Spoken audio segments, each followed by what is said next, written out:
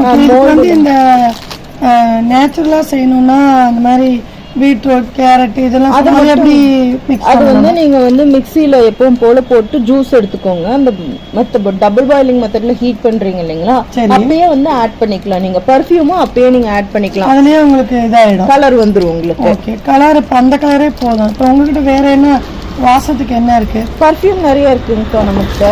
Perfume பாத்தீங்கன்னா உங்களுக்கு lemon இருக்கு, லாவெண்டர் இருக்கு, அப்புறம் ரத்னமாலான்னு ஒன்று இருக்கு,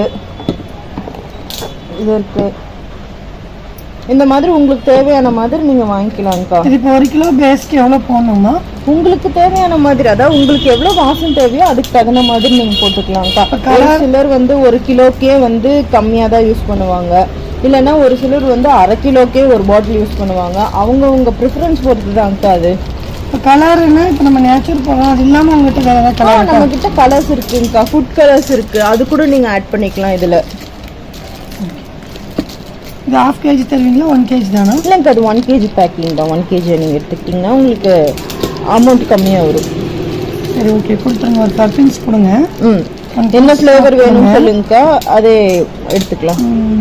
ரோஸில் ஒன்று, லாவெண்டரில் ஒன்று கொடுங்க. சரிங்கக்கா. வேற ஏதாவது கொஞ்சம் போட்டு பார்க்குறேன், பார்த்துட்டு அப்புறம் நம்ம பண்ணிக்கலாம். இதுக்கு இது இருக்குங்களா? மோல்டு வந்து இப்போ கையில் ஸ்டாக் இல்லைங்கக்கா. நீங்கள் மோல்டில் தான் ஃபஸ்ட்டு செய்யணுன்ட்டு இல்லை, வீட்டில் இருக்க உங்ககிட்ட சின்ன சின்ன கிண்ணம்லாம் இருக்கும் இல்லைங்களா, அதில் கூட நீங்கள் ட்ரை பண்ணி பார்க்கலாம். சரி, நான் ட்ரை பண்ணி பார்க்குறேம்மா. இது கொடுங்க. கலர் வேண்டாம், நான் நேச்சுரல் இதே போட்டு பார்க்குறேன். சரிங்க, பார்த்துட்டு அப்புறம் வேணா திரும்பி பண்ணி. சரிங்கக்கா.